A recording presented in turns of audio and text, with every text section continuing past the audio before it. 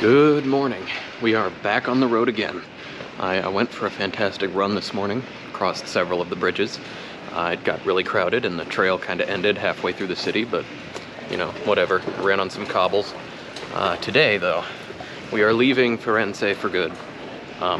It has been an amazing time. I'll definitely be back, but in about 2.5 hours, hopefully, I will be in Rome. Gotta say, I'm a big fan of the high-speed trains. E benvenuto, amici, alla città dei Cesari. Welcome to Rome. I'm on my way to the hotel, passing by the Papal Basilica of Santa Maria Maggiore.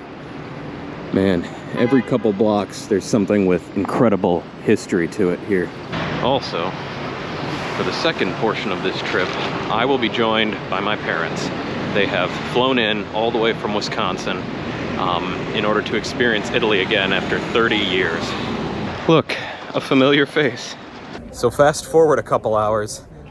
We did not plan on this, but we found our way to the top of the monument to Victor Emmanuel II. And I have to say, this view is stellar. Welcome to Rome.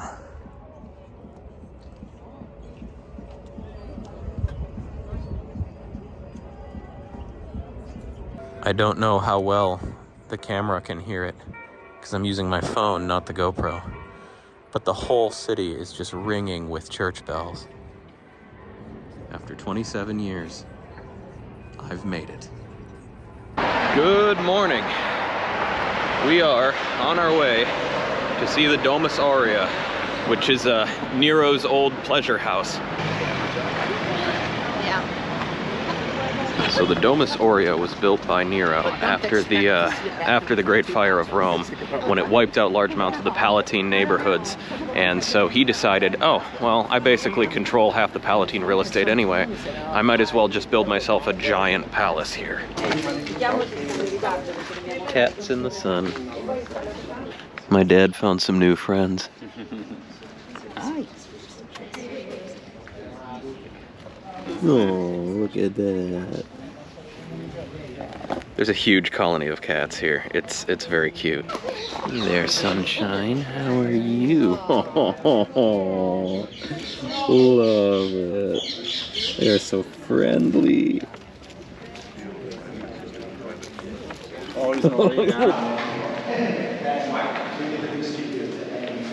In the mid-2nd century, Trajan built a bathhouse over top of a portion of Nero's old pleasure house as part of the damnatio memoriae against him, which resulted, ironically, in its preservation. So we're moving through portions of the Trajanic structure right now on our way towards the Neronic one. It's cool in here, like a cave.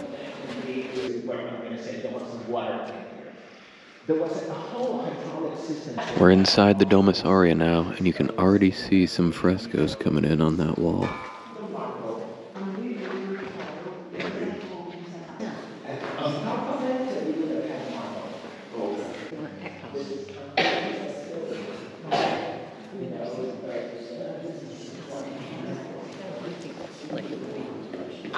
Wow! Look at these. Than before, because initially we just had a lot left, with those frescoes which were. What's that? Gems. Yeah, little holes where they probably mounted gems. We call it doesn't matter how much, I'm talking about it, about the elevate, about.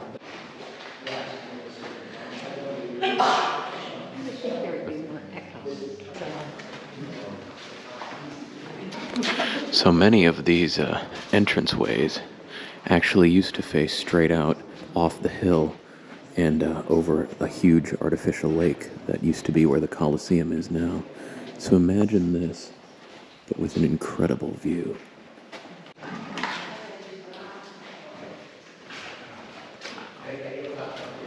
This is all very monumental in scale. This is actually the servants' room, or the servants' passage, And then that was hidden behind all the rooms. there is a dog. And if you look at this wall, it's the dog. Egyptian art. You know, who was Look at the roof. Those windows not only illuminated this center, but shone through there to get to the next room over. Here we are on the other side of the windows. The other rooms, you know. Looks like a basin.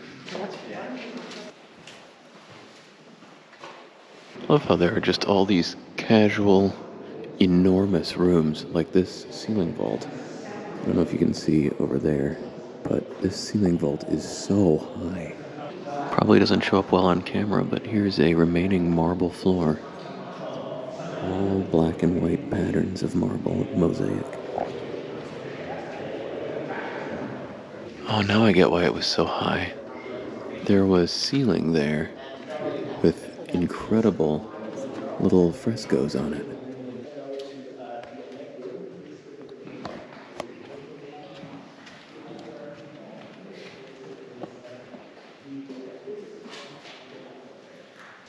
Here we are in the famous octagonal room in the middle of the structure.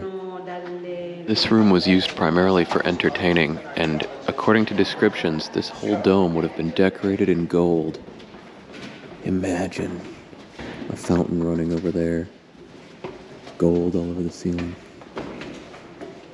Incredible. Going up. The Domus Aurea. Because the one thing that we have to bear in mind And here's Nerva's Forum. This is a lot of the stuff that we saw walking around yesterday evening, but I didn't have the camera with me, so I couldn't properly go over it. This was built by the Emperor Nerva. Basically, a forum is sort of a giant Roman mall where they would have shopping and stands and public gatherings, just a whole place for people to come and be. There's Nerva. Here's Augustus, always doing the finger thing.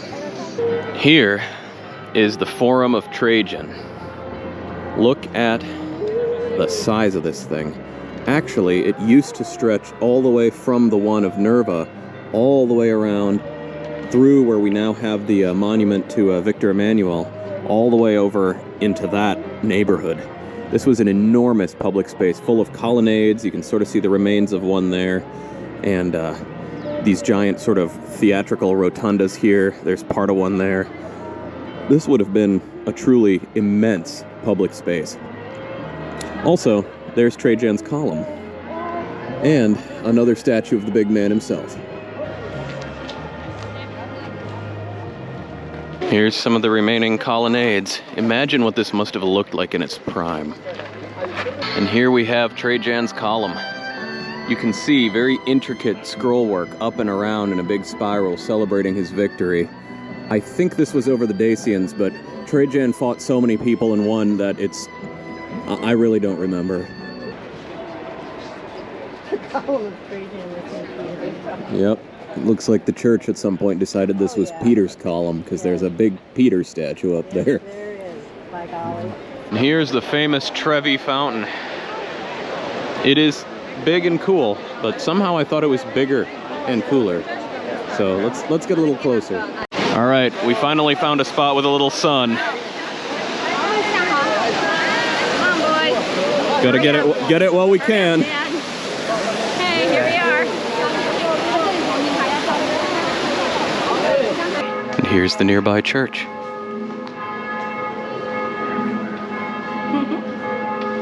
And welcome to the Vicus Caprarius, the underground city of water. So the Vicus Caprarius is an old neighborhood that is primarily well preserved because it was buried for a long time, and is well known because it contains the water system that drains the Trevi fountain. On this side, we're looking at the ruins of a medieval structure of some kind. And on the other side, we'll see a structure from the Neronian period. If you look down below the medieval structure, though, you can see a Roman channel that's currently filled with water draining out of the Trevi fountain. Here's some old 16th century apothecary jars. This is an interesting place to find them. And there is the water from the Trevi fountain. I'm not 100% certain, but I recall something about those being the original Roman lead pipes sticking out of the wall. The Trevi fountain originally served as a water source for the citizens of the city.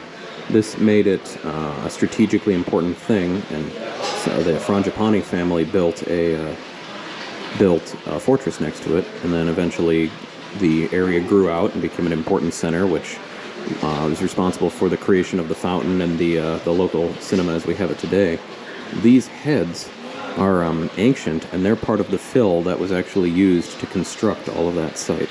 And here we have a number of amphorae dedicated, according to the sign, to transporting the products of Africa to Rome.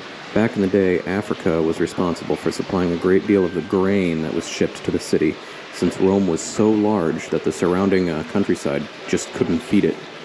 So, interesting. I wonder if those were filled with grain or wine or oil or what. Cool. Pile of treasure. And here's that Roman layer from the bottom. It's interesting. I wonder if back during Neronian times this was already being used for fountain draining, or if this was simply just a corridor between homes. Back at the hotel, we had to walk quite a ways to get back here, but it was fun. We got to try a cheese plate with some interesting local meats. I'm always a sucker for the local meats. And it's just generally been an interesting first day in Rome.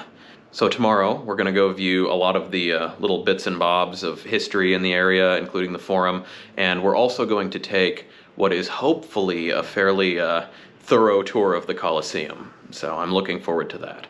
Now, we're getting ready. I'm a little bit better dressed up because I am, for the first time in my life, going to go and celebrate a Catholic Mass at St. Peter's Basilica. So I will not be bringing the camera. We'll be exploring St. Peter's in depth another day. So until tomorrow, signing off.